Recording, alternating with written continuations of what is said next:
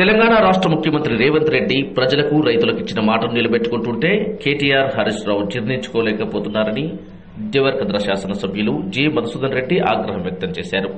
CLP కార్యాలయం ఎదుట media point వద్ద ఆయన మాట్లాడారు. ఈ సందర్భంగా మాట్లాడుతూ ఇచ్చిన హామీ మేరకు ముఖ్యమంత్రి రుణమాఫీ చేశారని సందర్భంగా వెల్లడించారు. 10 సంవత్సరాల పాటు రాష్ట్రాన్ని మీరు భ్రష్టు పట్టించారని విమర్శించారు.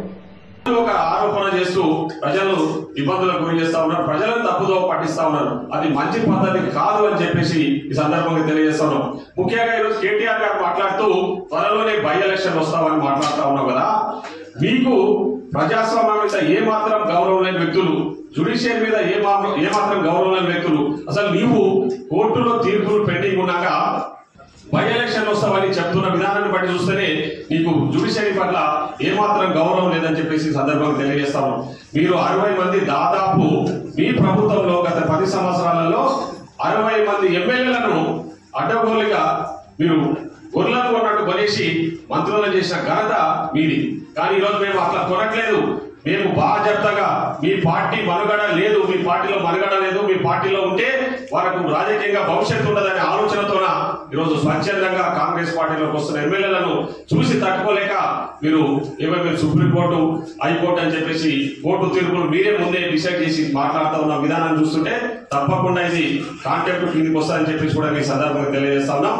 మేము ఒకటే చెప్తా ఉన్నాం కాదు, మీరు అది అందరికి తెలిసిన విషయమే. ముఖ్యంగా ఈరోజు బీఆర్ఎస్ పార్టీ ఇది వాస్తవ పరిస్థితులు వాస్తవం అని చెప్పి కూడా ఈ సందర్భంగా బీఆర్ఎస్ పార్టీ త్వరలోనే బీజేపీ పార్టీతో కుమ్మక్కై బీజేపీ పార్టీలో విలీనం అవుతారని చెప్పేసి ప్రజలే ముందు చర్చించుకుంటా ఉన్నారు. కాబట్టి మీ పార్టీలో ఉండలేకనే ఈరోజు మిగతా ఎమ్మెల్యేలు కూడా త్వరలోనే మా పార్టీలోకి రాబోతా ఉన్నారు. స్వచ్ఛందంగా వచ్చి మిగతా ఎమ్మెల్యేలందరూ కూడా మీ పార్టీలో చాలా మంది మాతో టచ్ లో ఉన్నారు.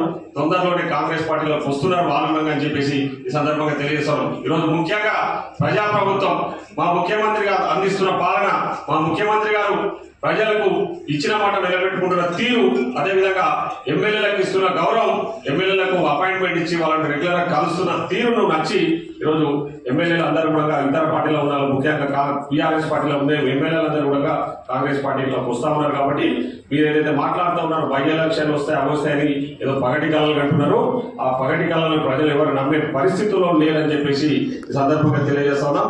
మరొక విషయం, ఇప్పటిదాకా మా ఐలన్న మాట్లాడినట్టు కేటీఆర్ గారు మీరు మహిళలను కించపరిచే విధంగా మీరు ఇచ్చిన స్టేట్మెంట్స్ అవుతున్నాయో, మీరు గతంలో ప్రభుత్వంలో అధికారంలో ఉన్నప్పుడు మీరు మహిళలను ఏ విధంగా కించపరిచారు, మహిళల పట్ల మీ ప్రవర్తన ఏ విధంగా ఉందో అందరికి తెలిసిన విషయమే, పెద్దగా చెప్పుకోవాల్సిన అవసరం లేదు. కానీ ఈరోజు మీరు ఆర్టీసీ